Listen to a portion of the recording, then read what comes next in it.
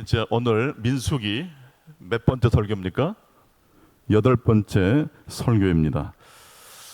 지금 민수기라는 책이 주제로 이렇게 정했습니다.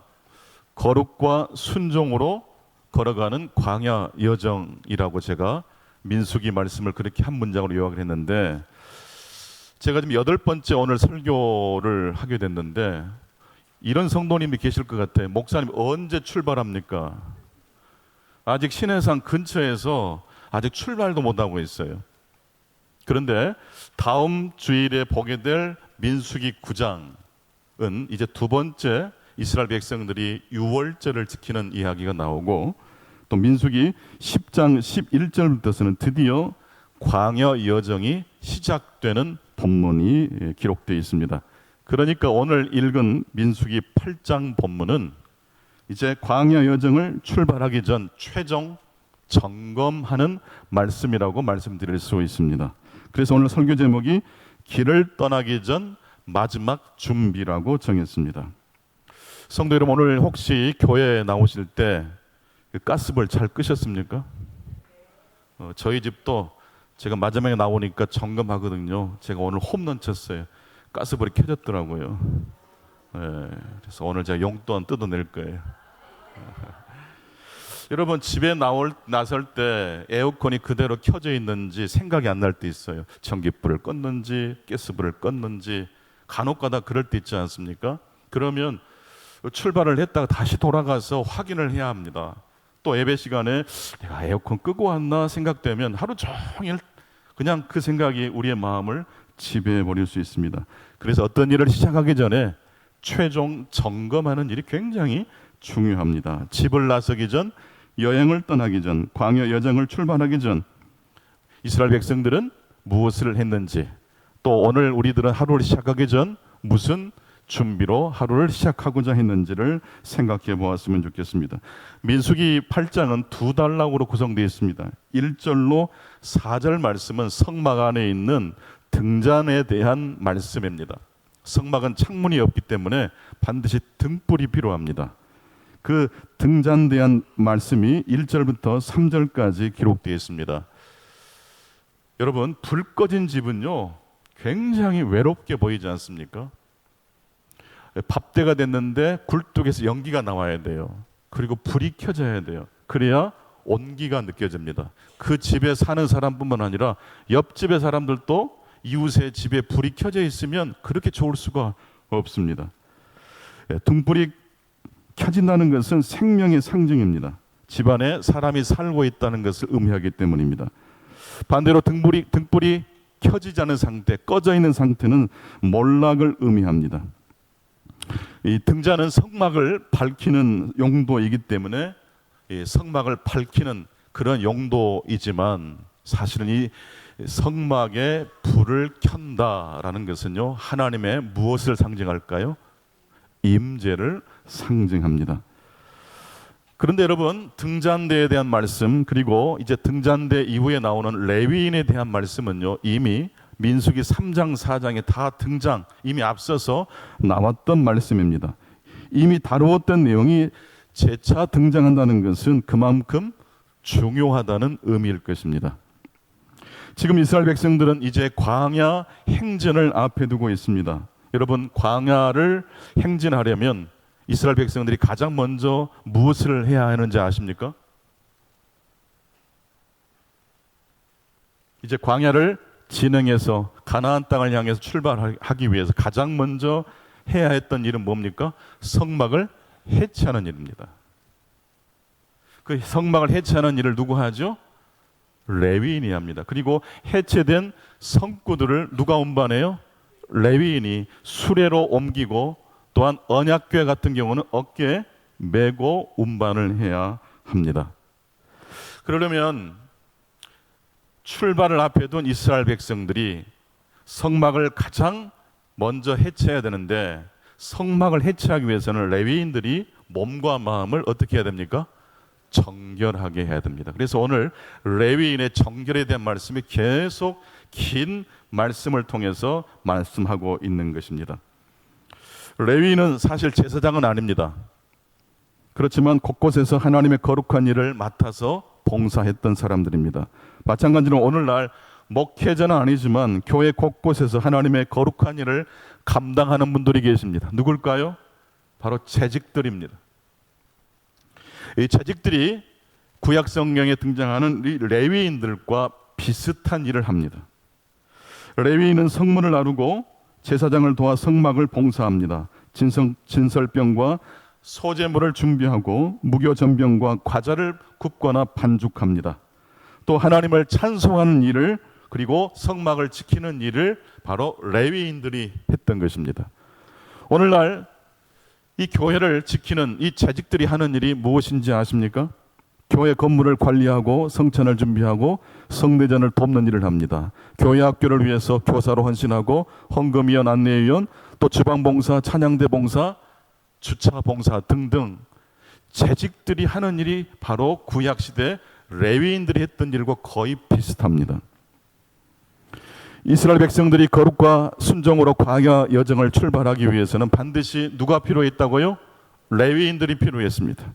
마찬가지로 교회가 든든히 서가기 위해서는 재직들의 헌신이 필요한 것입니다.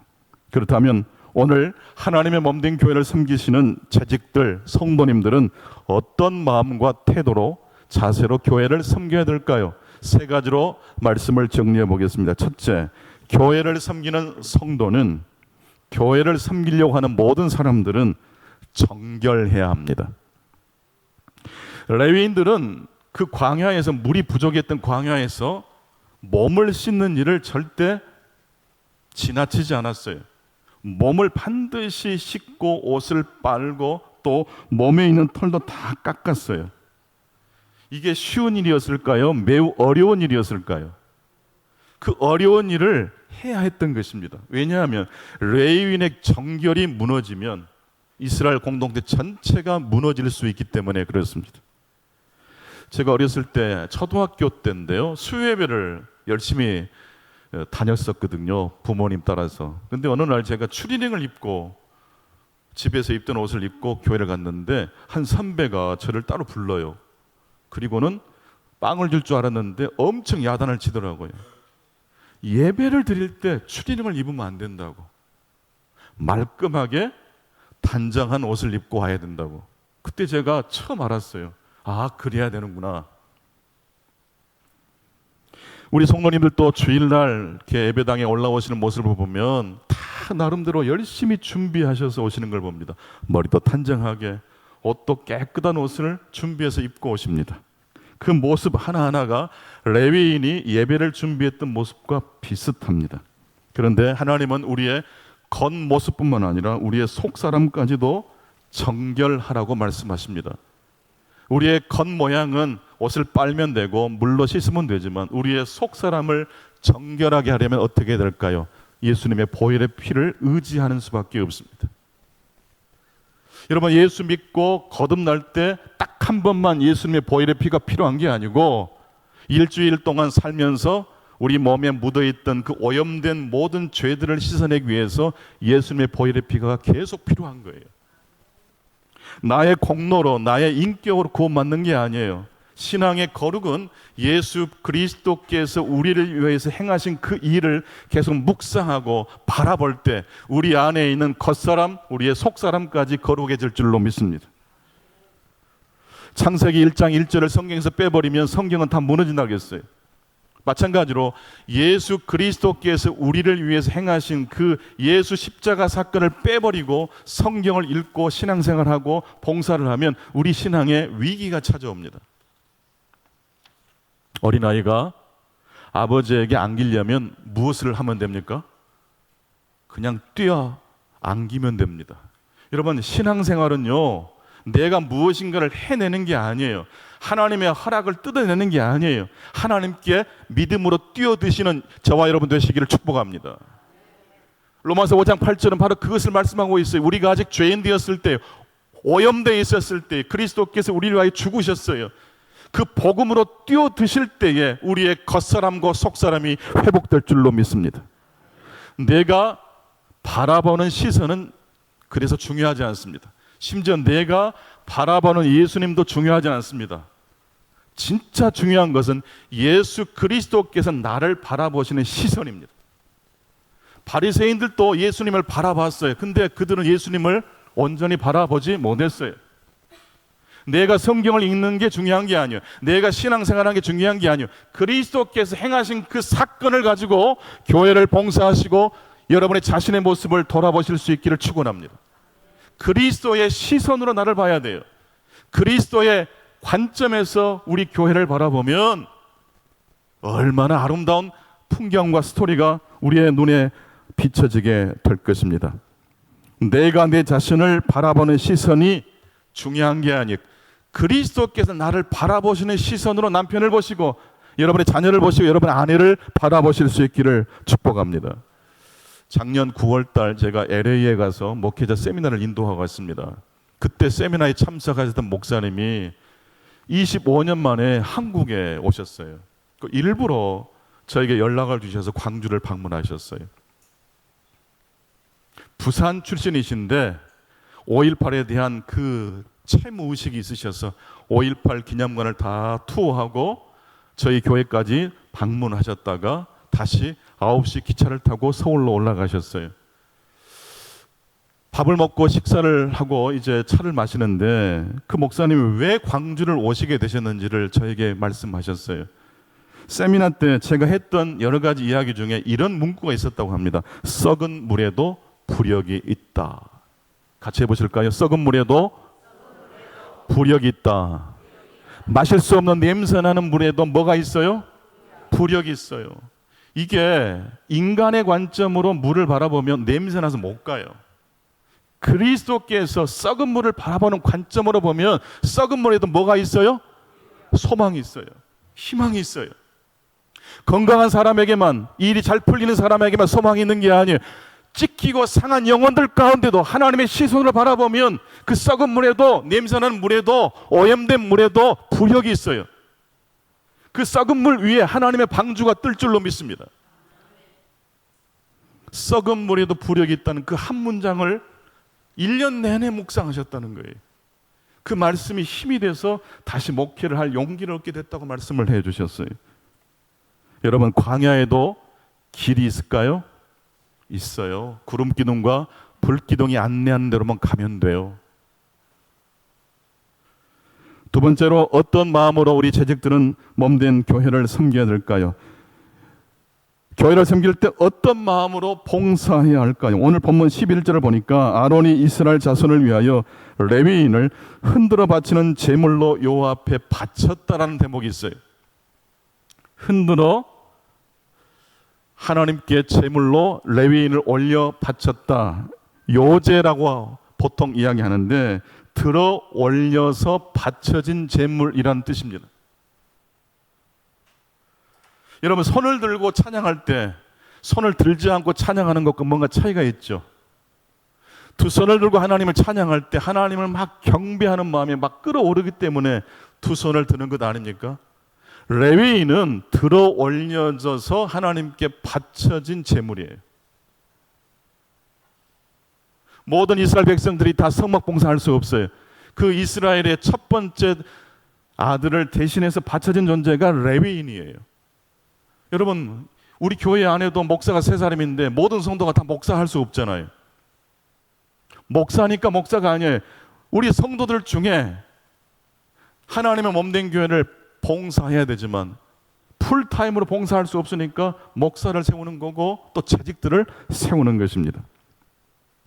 한국 사람들은 예배하는 태도가 미국 사람 눈에는 굉장히 낯설게 보이는 대목이 있다고 합니다. 특히 코리안 기도 혹시 아세요?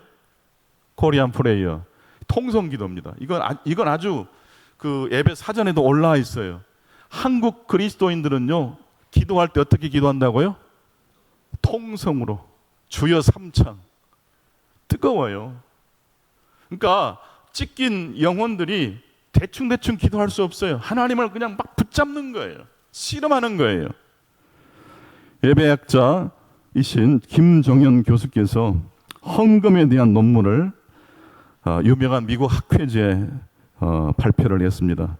한국 그리스도인들이 하나님께 드리는 헌금에 대한 깊은 고찰을 논문으로 정리해서 실었습니다. 우리 한국 그리스도인들은 헌금을 할 때 어떤 모습으로 드리시는지 아세요? 우리는 무의식적으로 하니까 잘 모르는데 미국 사람이 보면 그게 너무 놀랍대요. 이 김종현 박사께서 미국 교회에서 예배를 동료 친구 이제 교수와 함께 예배를 드렸는데 헌금 시간이 왔죠. 이때 김종현 박사가 헌금 봉투에다가 헌금을 넣고 헌금함에 헌금을 넣을 때 한 손으로 넣었을까요? 두 손으로 넣었을까요? 바로 그 대목이에요.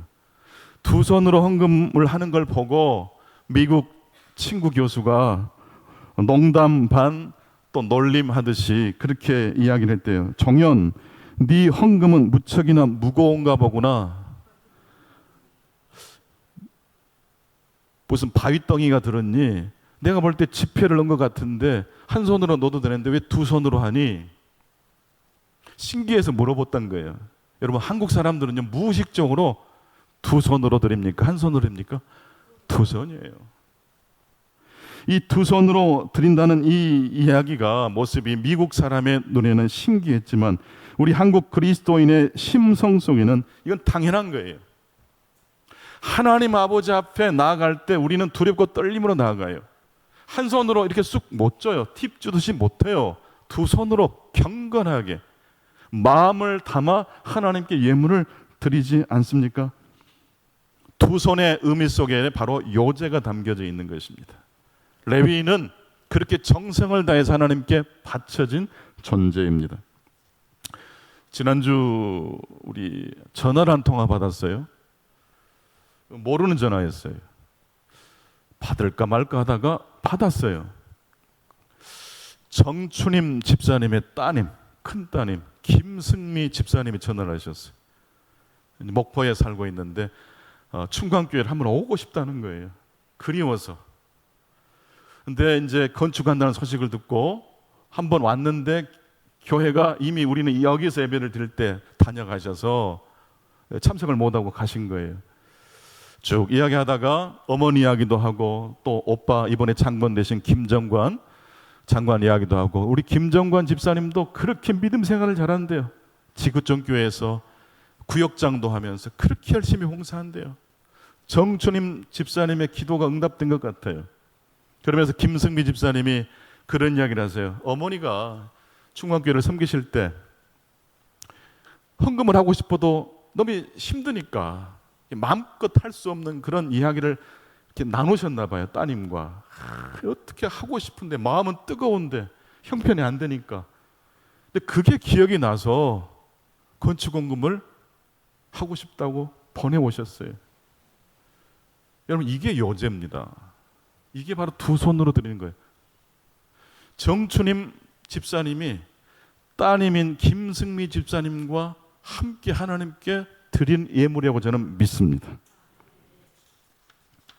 마지막 세 번째, 레위인은 봉사하는 기간이 정해 있는데 그 봉사하는 기간이 끝나면 무엇을 해야 하는지 오늘 본문 25절과 26절에 나오고 있습니다. 25절, 26절 같이 읽겠습니다. 시작. 50세부터는 그 일을 쉬어 봉사하지 아니할 것이나 그의 형제와 함께 회막에서 돕는 직무를 지킬 것이요 일하지 아니할 것이라. 너는 레위인의 직무에 대하여 이같이 할지니라. 그러니까 25세부터 50세까지, 정확히 말해 49세까지 레위인의 직무를 마치고 끝나요. 어떤 부분은 30세부터 50세까지라고 되어 있는 부분이 있는데 그건 중요하지 않아요. 그런데 오늘 말씀을 보니까 직무를 다 마치고 나면, 그러니까 즉 재직 봉사에서 은퇴하게 되면 무엇을 합니까? 26절 보니까 그의 형제와 함께 회막에서 돕는 직무를 계속해서 유지하라는 말씀이에요. 직접 몸으로 봉사는 못하지만 봉사하는 자를 격려해 주는 일을 해라는 뜻이에요. 힘든 봉사는 하지 않지만 이제 현역에서 봉사하는 후배들과 레위인들을 위해서 이제 조금 한 걸음 뒤로 물러나서 격려해 주는 일을 통해서 봉사라고 말씀하고 있습니다. 우리 교회도 은퇴하신 장로님, 권사님, 집사님이 계십니다. 그 역할이 얼마나 중요한지 몰라요. 어른으로서 역할이 분명히 있어요. 어려울 때 말 한마디가 그 일을 뚫어지게 해요. 오히려 열심히 봉사하는 것만큼 오히려 더 큰 중요한 임무가 그 역할일 수 있어요. 시편 23편 6절, 시편 23편의 마무리는 내 평생의 선하심과 인자하심이 반드시 나를 따르리니 내가 여호와의 집에 영원히 살게 된다는 다윗의 고백으로 끝납니다. 깜짝 놀랐어요. 이 6절 말씀을 지난주 새벽 예배 때 제가 묵상하면서 하나님은요 평생 우리를 추격하신대요. 선하심과 무엇으로? 인자하심으로. 왜 하나님을 만난 사람이 살아나는지 아세요? 하나님은 그 사람이 망가져도 그 사람 안에 뭘 발견해내세요? 선함을 발견해내세요. 인자함으로, 자비로 우리를 추격하시는 하나님이십니다. 우리가 현역에서 봉사할 때는요 이런 여유가 없어요. 근데 은퇴한 레위인은요 후배들이 막 봉사를 열심히 하다가 일이 잘 안 될 경우에 낙심하고 있으면 시편 23편 6절 말씀을 가지고 신방하는 거예요. 그래도 잘했어. 최선을 다한 거야. 괜찮아. 하나님은 저와 여러분 인생을 추격자로 추격하십니다. 두 가지를 가지고 추격하세요. 선하심과 인자하심. 하나님의 인자하심을 우리가 받아내기 위해서 끙끙대릴 필요가 없어요. 이미 선하심과 인자하심을 가지고 꺼지지 않는 신실하신 불꽃 같은 하나님께서 우리를 추격하세요. 홍수가 나면 소는 살아나지만 말은 물에 빠져 죽는다고 그럽니다. 말은 수영을 소보다 더 잘하는데 왜 빠져 죽는지 아세요? 물이 불어나고 집을 막 홍수가 덮치면 말은 기세 좋게 막 네 다리로 막 헤엄을 쳐요. 그러다가 탈진돼서 빠져 죽어요. 덩치 큰 소는요 물에 그냥 자기 몸을 맡겨요. 부력을 사용해요. 그리고 깔짝깔짝해요. 그리고 어느 건물 지붕에 올라가 있어요. 열심히 봉사하는 것도 중요하지만 하나님의 일하심을 통해서 자신의 인생을 맡겨드리는 소와 같이 은퇴한 레위인처럼 몸된 교회를 섬기실 수 있기를 축복합니다. 그 현장에서 한 걸음 뒤로 물러나서 보면 보이지 않던 게 뭐예요? 그래서 때때로 우리의 인생이 위기가 찾아왔을 때는요 새벽 기도를 나오셔야 돼요. 일상의 삶에서 물러나서 고요하게 하나님 앞에 엎드리실 수 있기를 축원합니다. 방황해도 교회 안에서 방황하시기를 축복합니다. 방황해도 우리의 마음이 불안해도 성경을 읽으면서 그 불안과 우리의 마음을 하나님께 드리실 수 있기 바랍니다. 그럴 때 나도 모르게 주의 선하심과 인자하심이 평생 나를 추격하고 있다는 사실을 깨닫게 되실 줄로 믿습니다. 하나님의 축복이 함께 하시는 복된 하루 되시기를 간절히 축원합니다.